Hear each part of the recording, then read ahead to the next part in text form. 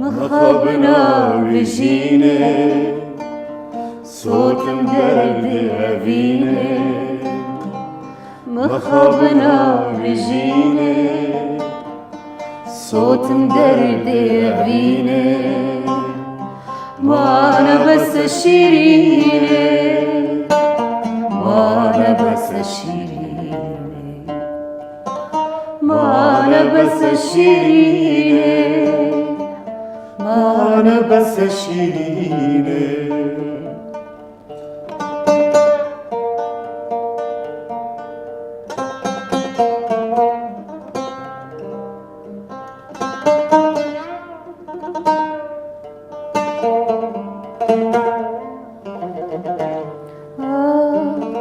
ورا الشيرين جاني جدل درخة بجاني ورا الشيرين جاني جدل درخة بجاني بلا هركز بزاني بلا هركز بزاني بلا هركز بزاني بلا هركز بزاني مخابنا بجيني صوت مدرد فيني مخابنا بجيني صوت مدرد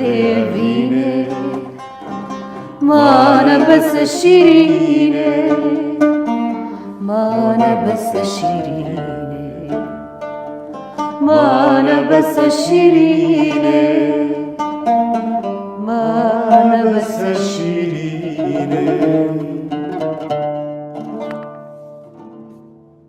خۆشەویستانی قەلەندەرخانە ئەم کاتە و هەموو کاتێکتان شاد فەرموون لەگەڵ دیمانەیەک و ئەڵقەیەکی نوێی بەرنامەی قەلەندەرخانە بەرنامەی ئەم جارەمان تایبەتە بە قسەکردن و لێدوان لەسەر شیعرەکان و بەرهەمەکانی یەکێک لە شاعیرە هەرە خەبات جێڕەکان کە بە درێژایی هەموو ژیانی سەرقاڵی خەباتی کوردایەتی بووە ئەویش شاعیر سەبری بۆتانیە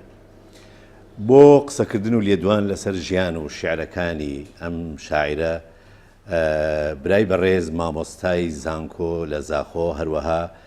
نووسەر و توێژەرە و لێکۆڵەرەوە برای خۆشەویست دکتۆر شەوکەت سندی میوانی بەرنامەکەمانە بەخێر هاتی دکتۆر زۆر مەمنون سڵاو بەڕێز هەروها لەگەڵ برای مۆزیسیان بە ئامێری عود کاکە ئیحسان میکایل کاگە ئیحسان بەخێر هاتی بێگومان لەگەڵ هاوکارم خەندەخان بەخێر بن مامۆستا زۆر مەمنون سڵاو بەڕێز سوپاس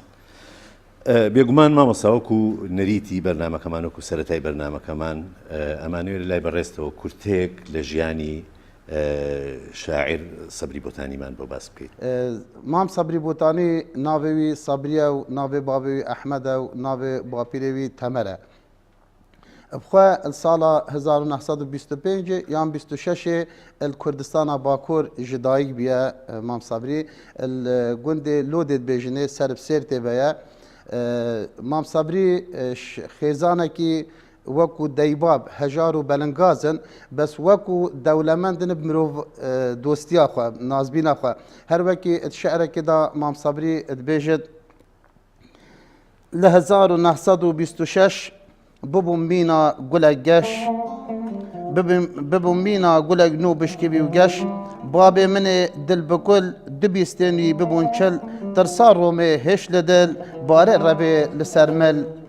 navê wî Ehmê Temer xwarina wî qehr û keder bêmal û aşiq mihvan erê û berê li ser lêvan paşî li hezsaliya wî da مام سەبری ji ber ku zilm û zordariya dijminê li ser zor bîne êdî ew xêzana xwe ji neçariya jiyanê em dibêjinê serxetê û binxetê Kurdistana Bakur êdî beriv Kurdistana Rojava çin û çine binxetê û li wêrê akincî bit Mam Sabrî Botanî مامۆستا یان دەستپێکی نووسین لای شاعیر ئەگەڕێتەوە بۆکەی کەی دەستی کردو بنووسی لە دوای ئەوە لە دوای ئەچنە بۆ ڕۆژئاوا ئەو وەختێ چۆنە ڕۆژئاوا و لێ درێ مام سەبری بۆتانی دەیکاوی پێشیە حەست کرد و کوڕێوێ هینگێ وەکو نەریت دبستانت ئاینیت خواندن کوڕێ خوا دەینایە بەر خواندنە ئاینی دە مەلای بخوێنیت هەر وەکو مام سەبریت بێژێت دەیکا منە مسلمان عاشقا دین و ئیمان ئەس برم بەن خواندنێ ji bo karê dîn û dinê başî mamostayê wî seydayê wî emrê xwedê diketû emrê Mam Sebrî ji hes salekin êdî Mam Sebrî çite bû dibistanê hezit kir ku êdî wî nerîtê mizgeftê bêrit û bişte dibistanê wekû xwandin bixwînit medresê rîn te xwarê çi dibêjit bêjit rast û rê çûn bacêrî mekteb û mizgeft û dêr 2 sal û sê heyv timam li malê nasan dimam ez giham rêza çarê nexwezî min wê biharê min xwandina xwe hêla jinû ketim ber pêla hebe Mam Sebrî vê kurtiye da bo me dibêjit ku hezawî xwandinê hebiye belê derdê hejariyê û bindestiyê nehêlaye ku Mam Sebrî xwandina xwe timam bike heta rêza çarê xwandiye belê xwandina xwe timam nekiriye belê tiştê ku ez wekû xwandina min bû kesatiya Mam Sebrî Botanî ew tiştê ku Mam Sebrî mifajê wergirtiye kesatiya xwe da du xala Mam Sebrî gelek îstîfade lê kiriye û navûdengê Sebrî ji hindê gelek bilind biye ya êkê demê Mam Sebrî û xêzana xwe çine Rojavayê Kurdistanê yani çine binxetê li wêrê Mamosta Sebrî şadid bitib dîdara Mîr Celadet Bedixanî êdî ev dewlemendiya zimanî ev dewlemendiya rewşinbîrî ev dewlemendiya ragihandinê Mam Sebrî riha wê ji Mîr Celadetî wergirtiye û her wesa li wêrê Mam Sebrî şadid bitib dîdara Cegerxwînî ev riha hozanê ya dîwanê Cegerxwînî da heye riha hozana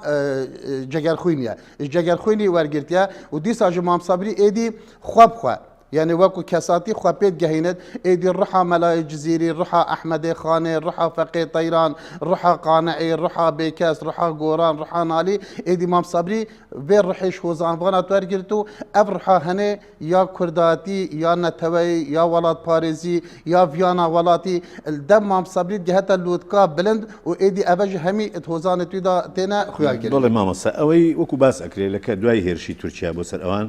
کە ڕایان کردو ئەڵێ هاتوونەتە شاری زاخۆ سەرەتاکەی بەڵام ئەوەی کە باس دەکرێت ئەو یعنی هێ لە تەمەنێکی زۆر گەنجێوە ینی هەر لە سەرەتای چلەکانەوە پەیوەندی کردەوە پارتی هیواوە کە ئەو کاتە بڵێن ئەو هەگەر مامۆستا حەمید ئەگەر ئەم بەرەخوا بدنە ژیانە Mam Sebrî Botanî ئەم چێن زاروکیاوی خۆرتینیاوی زاروکیاوی مەگوت ئەو بیا ku dem melay xwandiye û timam nekiriye û paşî dayikawî de paşî ew xwe çûye dibistanê û heta qînaxa çarê xwandiye paşî lê dirê ji qutabxana Mîr Celadet û ji qutabxana Cegerxwînî ew ê riha Kurdatî ya şeirê ya şaîranî ew sergirin paşî Mam Sebrî dîsa ji neçarî li verêja cenga duê ya cîhanê li navdeyna çilûsê da û bo çilûşeşê da Mam Sebrî têne bacêrê Kurdatiyê bacêrê Merdatiyê bacêrê şoreşgêra bacêrê Welat Parêza li Zaxo akincît bit ew xêzana xwe têne li Zaxo akincît bit belê dîsa jî xortîniya Mam Sebrî dest pê dikir rastî taze ئەوەی باس کرد ئەو ساڵانە 943 بۆ 945 پەیوەندی بە شۆڕشی دووەمی بەرزانەوە belê bizabit bêje wextê Mam Sebrî tête başûrê Kurdistanê êdî ji wî giyanê ji Mîr Celadet û Cegerxwîn wergirtiye êdî li vê dirê evê giyanê dî yê şoreşê yê bawerbînê hebînê şoreşê barzanê wergirit daxilî Mam Sebrî wekû mêşek fikra dane zaniye ku hiç bizavek ser nakevin illa divêt tu rêxistinê bo bike lewmanekê li pêşiyê Mam Sebrî daxilî hizba hîwa bûye li gel Refîq Helmî wana rêxistin kiriye rêxistina partiyetî kiriye û êdî viyaya ku viyana welatê wî evîndariya wî li pêşiyê bo welatê wî biye bo miletê wî biye bo doza wî biye xwastiya Mam Sebrî wekû kesek bibite çirayekê nav rêzê welatê xwe da û xizmeta bizava rizgarî xwaza Kurd bike. بەڵێ مامۆستایان درێژە بە باسەکانمانین بەڵام پێمان خۆش ئەگەر ئێستا کاک حەمید شعرێکمان بۆ بخوێنێتەوە ئەگەر دەست و پەنجەی خۆش.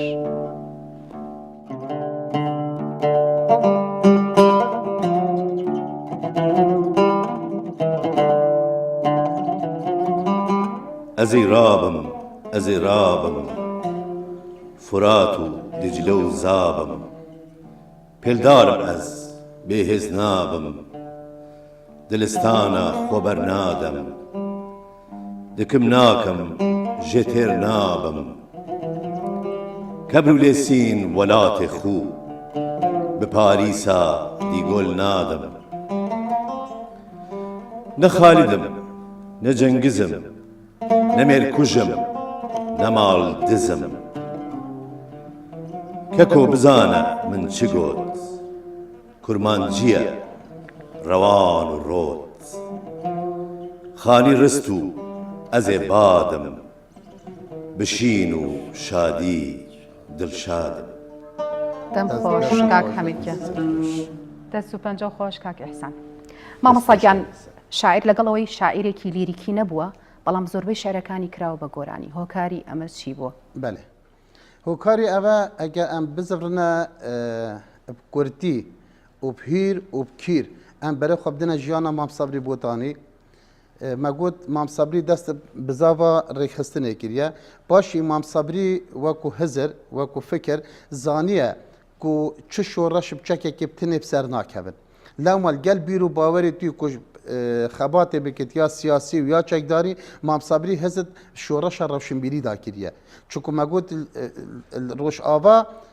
کارتێکێ نامیر جەلادەتی و جەگەرخوونی سەر کەساتیا مام سەبری هەبیە و هەروەکو ئەو شعرا کاک حەمیدی خواندیاژی ئێدی ڕحا خانی و ڕحا جزیریشی وەرگرتیە ئێدی ئەو کەساتیا وی یا وڵات پارێزیل دە پەیدا بیە و مام سەبری بیا نیشتیمان پەروەر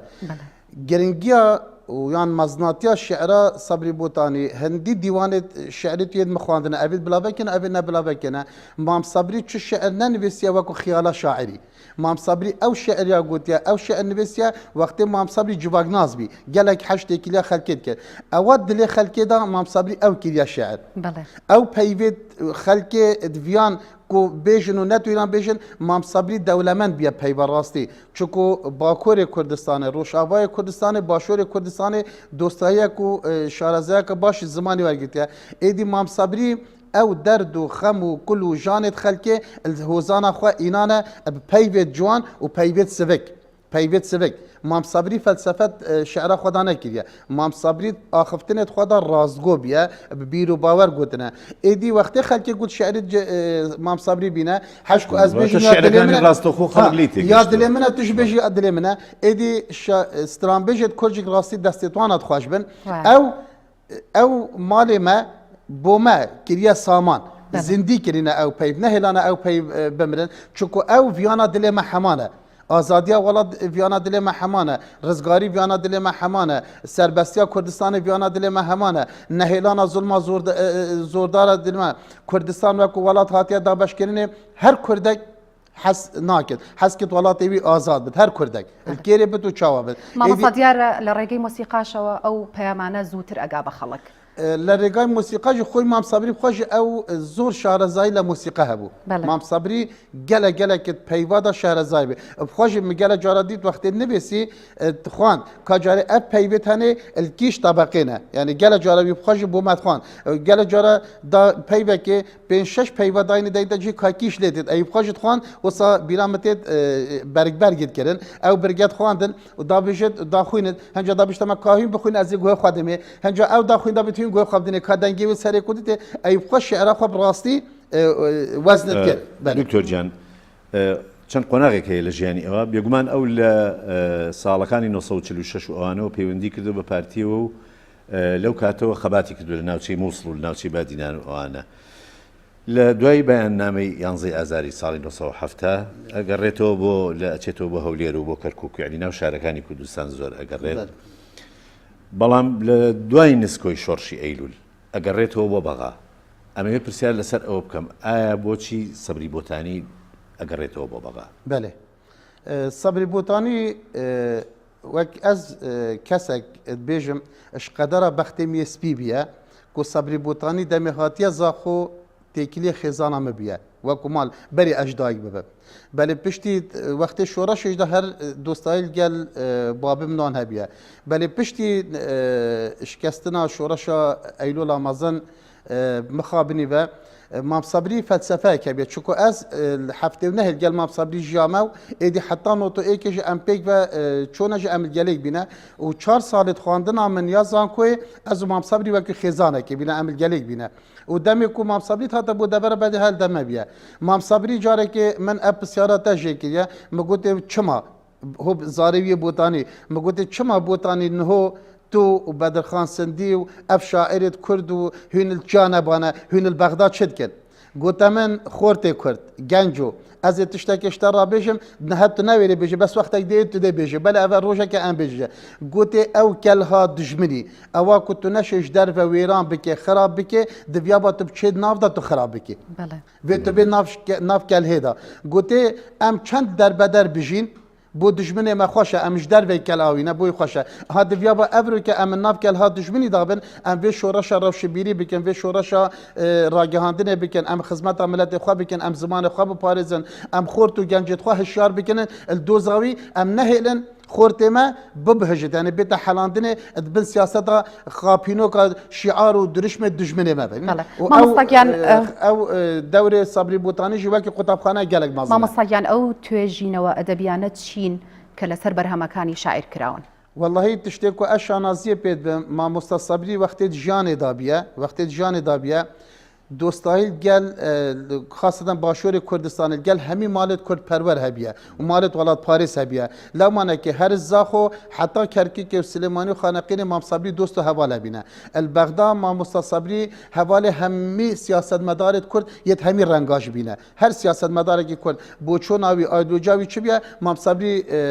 ئەوەدیل گەل هەبیە ڕاستی لەمانەکە دەمێ سەبری بوتانی خۆت ژانێدا دیواناوی شین و شادی دلستان بلورە چا مخابن چاو نەکرد یعنی سەر زارێ خۆرتابی سەر زارێ خەلکێبی دەمێک و مامسەبری دیوانە خۆچابت کرد دیواناوی زیل نەدما بەلێ دەمێک و نۆتۆیەکی و مامسەبریش نەچاری بەرف نەروی چووە و سوێدێ و ئێدیلوێرێ وەخەر کردە تشتێک و ئە شانازیە پێت بم ئەوەیە کو کچێک ناوێوێ حەمدیایە زانکوا دۆکە حەمدیە حەسەن محەممەد ئەvێکی چاهانێ خزمەتەکە gelek mezin kir demê ku hatiye û ev navê mezinê Sebrî Botanî kiriye babetê nama xwe ya masterî belê û zanka dokê paşî vê gavgeştayê Kurê zanyarî ve hatiye çapkirinê her wesa êketiyan nivêserên Kurd yê dihokê destxweşêl wan jî dikim ku wan jî her sê berhemê Mam Sebrî Botanî Şîn û Şadî Dilistan û Bilora Çiya ev her sê çapkenit êk çapê da înan yadber destê xwendevana ev ji nîşana hindê dit ku meselen min lêkolînek heye bêgav kêl govara peyv ji mara heftê û heft jî hatiye xwarê derbarê ku Mam Sebrî Botanî wekî welatparêzek nîştîmanperwerek pêşmergeyekî azadîxwaz min lêkolînekî ser daye govara peyv û vêgav kê ya çapê hatiye xwarê belê ev ji nîşana hindê dit ku Mam Sebrî Botanî kesatiyekî û berhemê wî cihê qedr û qîmetiye بورە حەزم کرد ئەگەر خەندەخان شعرێکمان بۆ بخوێنێتەوە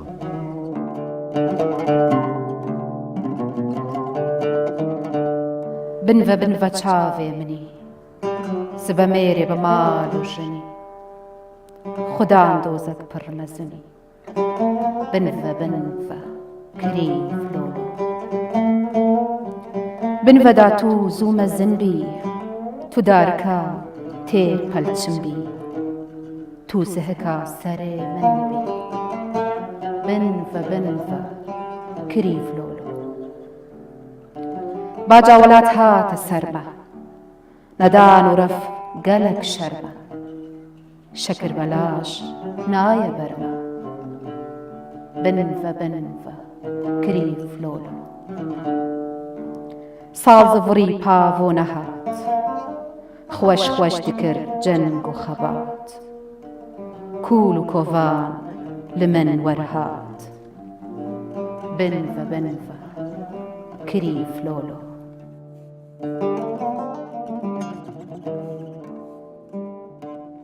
دەستخۆش خەندەخان دەستخۆش کاگەستان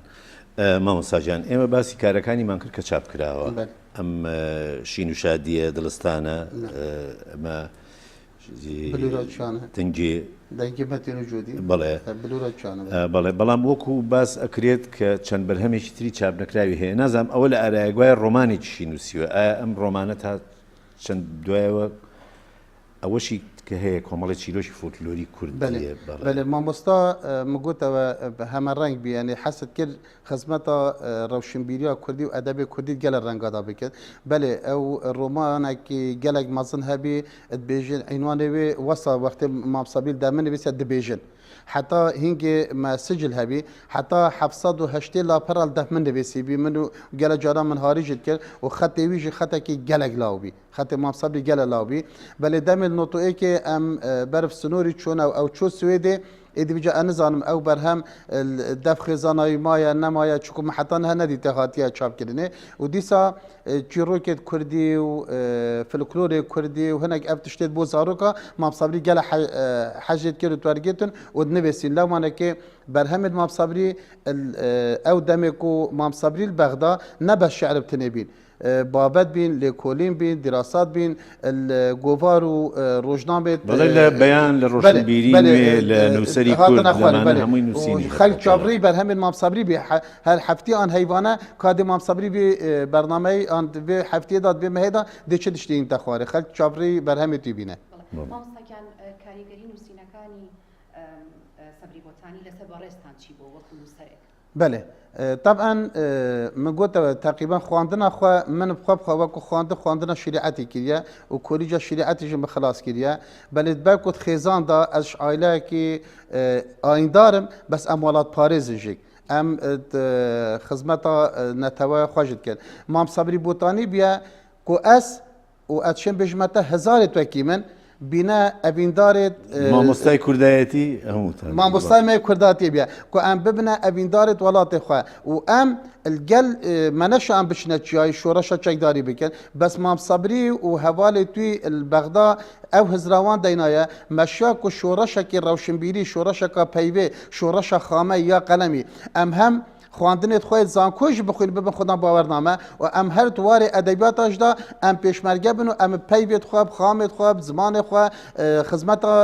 ملت و ولات و دوزا خویا کردی بکن بله مامۆستا من بەم قسانی تۆ قسەی مامۆستا کەریم شارەزان بیرەکەوێتەوە ئەڵێ سەبری بۆتانی لەو ڕۆژەیە کە دەستی کردو بە خەباتی کوردایەتی سەبری بۆتانی لە هەر شارێکی کوردستان بوو بێ لە دەروێ کوردستان بوو بێ لە ناو کوردستانە بوو بێ لە هەر شوێنێک بوو بێ